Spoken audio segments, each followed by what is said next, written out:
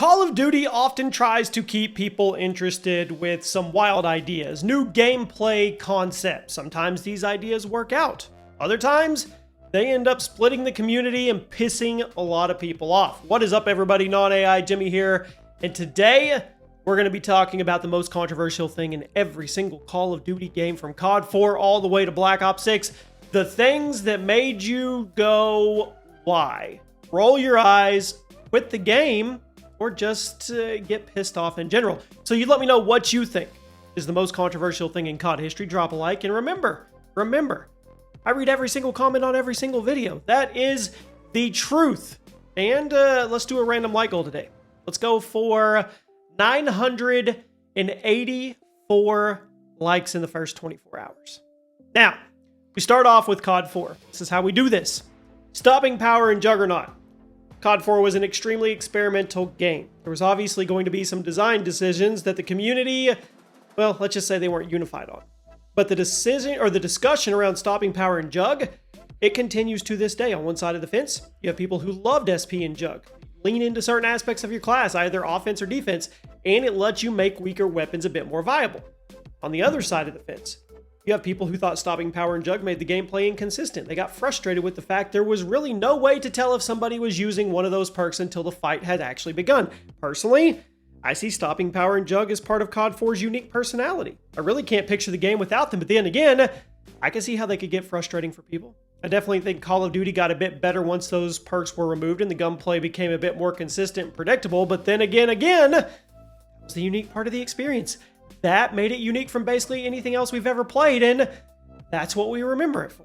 So do you pull it out? Probably not. World at War. From day one, the MP40. It was the major point of conversation from the launch. I don't even know if we had a beta. Did we have betas back then? I don't think we did. Some people argued this was totally overpowered, needed to be nerfed. Other people argued it was perfectly fine, even though it obviously wasn't, and Treyarch should never touch it. I mean, this one's pretty cut and dry. This one's clear. The MP40 was ridiculously overpowered, but it was also ridiculously fun to use. So people didn't want it to be changed. I didn't want it to be changed. It may have been taking over the multiplayer in World at War, but it was also a major part of the game's identity. And I can't really picture this game without the overpowered MP40. So I want to know, where do you guys stand? Where do you stand on this one? I think we can all agree the MP40 was OP, but do you think that it was okay for the game? It was definitely controversial, but so far we're 2 for 2 on things that were very controversial, but I would not pull them out of those games because that's one thing that made those games special. This next one, I may be calling myself a hypocrite. Modern Warfare 2 2009. It's OMA, it's one-man army. Modern Warfare 2 had so many controversial aspects of the multiplayer. I think the whole game was controversial, but one-man army, I think it was at the top. And you know how I know that? Because when rumors were going around about Modern Warfare 2 Remastered, the community instantly got split right down the middle over whether or not one-man army needed to be patched. Some people would argue the side that it was completely overpowered, needed to be removed from the game in order for the remastered multiplayer to be good. Other people, they argued that its ridiculousness and insanity is what added to the overall vibes of Modern Warfare 2, and it shouldn't be adjusted at all. Don't mess with the legacy. So yeah, the community was split on this. I'm sure there's going to be a debate down in the comments on this as well. And you know what? I'm not gonna straddle the fence. I would say this. I would have petitioned back then to keep it in as it was. I really would have, just because that's what we remember Modern Warfare 2 for. It is one-man army, tactical inserts, infinite noob tubes, infinite claymores, high rise, get up on top of the building. Those are the memories we have. Black Ops. The FAMAS. 2 Treyarch games in a row, where the most controversial aspect was a single gun. World at War, the MP40. Black Ops, definitely the FAMAS. This assault rifle completely outclassed almost everything else in the game, and there was frankly no reason to never not use it. It had the fastest close range time to kill in the game. At long range, it was the second fastest. There was no reason. I mean, once you got control of the recoil, and for some reason Treyarch never felt or the need to nerf the damage, which I don't understand, you're good to go. And you may say, Jimmy, everyone thought the FAMAS was busted. That wasn't controversial at all, but you would actually be wrong because there is a lot of people in the community who feel that the FAMAS being so strong was actually a good thing because it made the game more fast-paced since everybody can melt each other in every scenario. And as much as I love Black Ops 1, I do admit, I wish the FAMAS had been toned down just a little bit, because it may have added a little more variety to the multiplayer. There was plenty of other fun guns that were super strong in their own right, but everybody knew the FAMAS was the best gun in the game. Now, whether or not you thought it was a good thing, though, that's an entirely different conversation. Modern Warfare 3 2011. Support streaks. I remember when people first saw the support stealth bomber, better known as the no-skill multi-kill. Support streaks, they were pretty controversial in general because they did have fans. They had a lot of Timmy fans. They also had some pretty avid haters. Many in the Modern Warfare 3 community argued that support streaks were a great way to shake up the gameplay. They would offer you rewards to less skilled players who still played the objective and they contributed to the team, while other members of the community, well, they went against the very nature of streaks. Since you didn't actually have to go on a streak to earn them, you didn't actually have to earn them, and they could clutter the battlefield. So I think we can all agree that lethal support streaks was kind of lame, but the non-lethal ones, they were still pretty controversial at the time. Black Ops 2. What could be controversial about the best Call of Duty of all time? The Pick 10. May sound crazy, but back when the Pick 10 system was first introduced, there was a lot of people who thought it was the wrong direction for class customization in Call of Duty. It was new, it was different. People were scared about it. At this point, we were all used to having one perk per category, 1 or 2 attachments per gun, and a couple of equipment pieces. Black Ops 2 flipped it on its head, completely changed everything. You could now have up to 6 perks at a time, 2 from each category. You could drop one of your weapons altogether. You could load a gun up with more attachments than ever before, and the possibilities for classes, it kind of seemed endless at the time. And obviously the Pick 10 system became a fan favorite once people got used to it, but during the launch window, there was a lot of people who thought it was overly complicated, and they thought it ruined the simplicity of custom classes. Even to this day, there are some people, strange as they are, who don't like the Pick 10 system for COD multiplayer, which I just completely don't understand. I also remember that series we used to do on the channel back in Black Ops 2, where we would do custom classes like the Terminator class, or the Deadpool class, or the Rambo class, or the Master Chief class. It was a lot of fun. Call of Duty Ghosts. The time to kill. Correct me if I'm wrong here. Pretty sure Ghost had the fastest default time to kill TTK in COD history at the time, and that really changed the way the game was played compared to games like Modern Warfare 3 and Black Ops 2. Everyone was pretty much in agreement that the map sucked on launch day. Well, that wasn't very controversial, but the TTK really split people because obviously it was frustrating to get instantly killed by an SMG from 50 feet away, but at the same time, that super fast time to kill made competitive play a lot more tense to watch as a spectator. I still think the TTK was a little too fast in the game, but I do understand why some people actually liked it. It raised the stakes. It also may have raised them a little too much. I'll let you guys kind of chime in and weigh in on that. Advanced Warfare. Exosuits. Probably thought I was going to say supply drops. But honestly, I think the jetpacks were far more controversial. I mean, the jetpacks were one of the main reasons a lot of people didn't even play this game.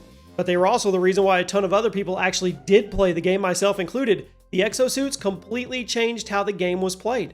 It blew the skill ceiling right off of the Call of Duty map as a franchise. On one hand, it shook things up. It brought tons of players into the fray. On the other hand, it also pushed a lot of people away because it was just too complicated, too demanding as a game to play other than the previous COD titles. Frankly, exosuits might be one of the most controversial things COD's ever added. I know it's crazy to think about it now because we've had 3 games in a row with some kind of advanced movement mechanic, but when the first Advanced Warfare trailer dropped and showed us exosuits for the first time, I remember the community. They were split right down the middle with this. And yes, I know supply drops, of course, were controversial for a whole different reason. Black Ops 3, here, I'll give it to you. Supply drops, easy pick.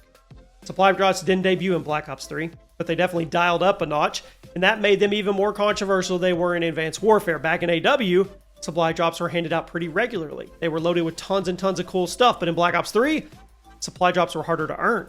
They had a lot more useless filler thrown in to make it harder to get stuff you wanted, and it also did not help that there was a lot of blatantly overpowered guns in the supply drop system that everybody was trying to get their hands on. Some people argued the system was greedy. Some people said it was predatory, which it was. But others argued it was an essential part of the Black Ops 3 experience and that supply drops added a ton of replay value to the game as a whole, since you were constantly grinding for crypto keys to spend on the drops. I mean, I don't know which way to go here. It kept people playing the game, right? You let me know. Infinite Warfare. Weapon variants.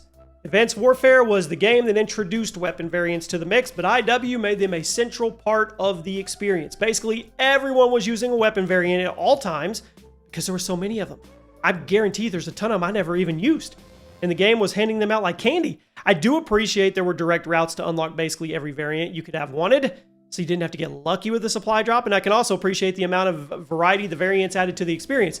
But at the same time, the amount of variants in the game also made the gunfight super inconsistent at times, because you would see somebody running around with an MV4, but there's no way to know what version of the MV4 they had in their hands until it was too late. Since every gun had at least 5 different variants, you can imagine. I mean, you can imagine how unpredictable this can make the core gameplay. Then again, they were also a lot of fun to use, especially when you were the one using them. Hence why they were so controversial in the Infinite Warfare community.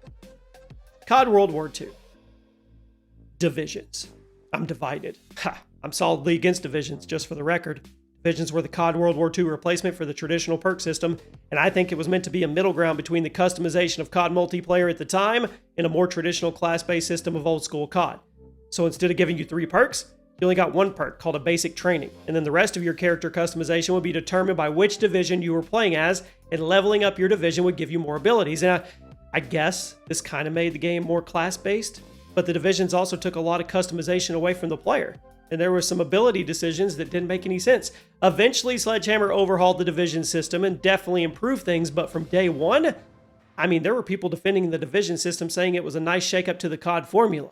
There was lots of people like me who absolutely hated the division system because of how much customization it took away from the player. Where do you stand on this? For me, it was easy. I put my foot down and I quit playing the game.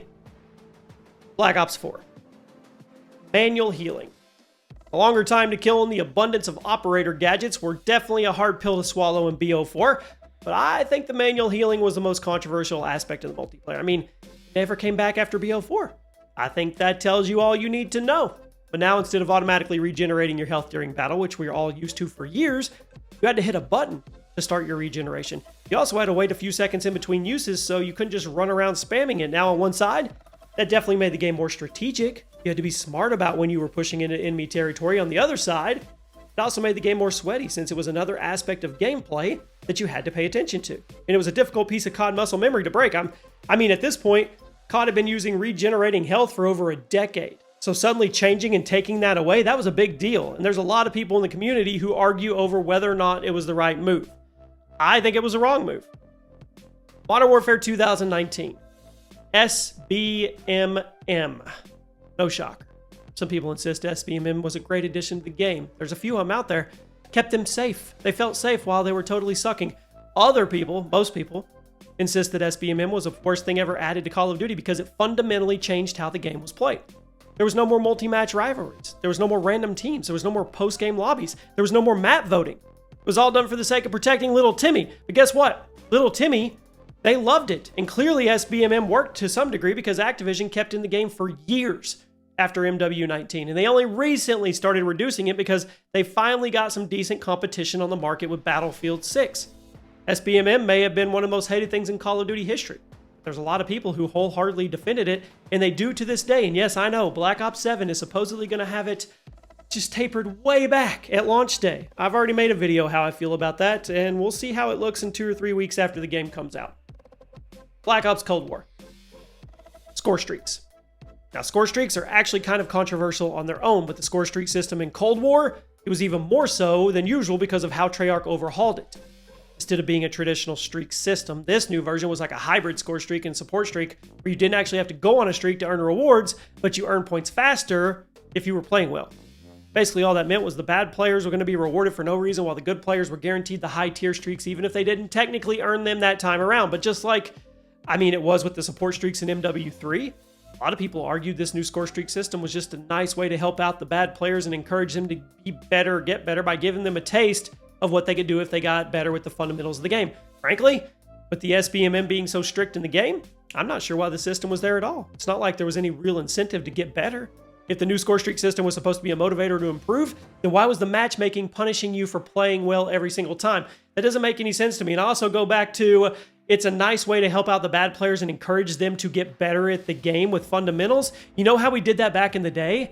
We did that back in the day by getting rolled over and over and over and pub stomped over and over and over until we adapted to the playstyles and figured it out on our own, trial by fire. Vanguard. The gunsmith. Obviously, Vanguard wasn't the first game to use the gunsmith mechanic. It is definitely the one where it became the most controversial. On one side, the Vanguard gunsmith had 10 attachment slots. That's ridiculous. Gave you unprecedented customization for your weapons. On the other side, this was supposed to be a World War II game with historically authentic weapons. And the builds that people were making, let's just say they were not historically authentic. There was lots of people who loved the amount of customization the gunsmith had in the game, and they were willing to overlook the blatant lack of historical accuracy in a World War II game. Personally, I couldn't. I thought it was ridiculous. I put the game down super fast. For other reasons too. Modern Warfare 2 2022. Weapon unlocks. Never thought something as simple as a weapon unlock would be controversial, but Infinity Ward did it. Instead of having certain weapons unlocked at certain levels like every other COD game ever at the time, Modern Warfare 2 2022 used a new system where in order to unlock certain weapons, you had to complete challenges with other weapons. Like in order to unlock the FTAC Recon, you had to go get the M4 to level 13. Once you got the FTAC Recon to level 16, you could then unlock the FSS Hurricane. If you ask me, this was the dumbest change to progression I've ever seen. But there was actually a decent amount of people who liked the change because it encouraged you to use weapons you typically would skip over instead of just using 1 or 2 guns for the whole progressions. I don't get it. I don't know how anybody could have thought this was anything other than dumb. And it was confusing. Modern Warfare 3 2023. The launch maps. When this game launched, it featured remakes of all the classic Modern Warfare 2 maps. We're now getting that nostalgia hit with Black Ops 7 too. But that was it. The only maps in the game were remakes of classic Modern Warfare 2 because this was supposed to not be a game. One hand, people loved it. They loved going back to playing those maps again. On the other hand, people thought it was a lazy way to fill the launch content lineup, and it was. Also didn't help that a lot of these classic maps didn't work as well with the new movement mechanics in the game. I mean, classic Modern Warfare 2 was a very simple game when it came to the movement. Modern Warfare 3 2023, you had all kinds of new mechanics, and the game was just way too fast-paced in general for some of the classic maps to hold it. They didn't play nearly as well as they used to, but then again, a lot of people love the nostalgia factor of getting to run around maps like High Rise and Terminal. I get it. And lastly, Black Ops 6. You probably think I'm going to say Omni movement here, but I'm not. This one's funny to me. On one side of the aisle, you have people who hate all the crazy crossover skins. I mean, on the other side of the aisle, you have people who love the crazy crossover skins and who were furious that they weren't going to cross over into Black Ops 7. Honestly, I don't know why there isn't just a filter for these things, so you could still have your crazy skins if you want them, but they don't distract other players and destroy the immersion. Then again, what even is the immersion factor of COD these days? Is that even a thing? There's no consistent theme anymore. I mean, I don't blame Activision for getting so crazy with the skins because clearly people are shelling out cash for them, but guess what? That doesn't mean they're good for the game. I don't feel like they are. Why not have a filter system where Billy gets to have his Beavis and Butthead skin and feel good about himself with it, but Jimmy can turn the filter on and Jimmy sees a classic Modern Warfare type or Black Ops type operator and he feels like he's actually in a Golden Age Call of Duty. I guess those days are gone. I don't know. Let me know what you guys think. How did I do? I know there was a lot of controversial things for each Call of Duty, but I tried to really hone in on the ones that I felt the community was definitely divided on. Hope you guys enjoyed. Yes, I read every single comment. I'm going to start reading as soon as this goes up, and I'll see you guys soon.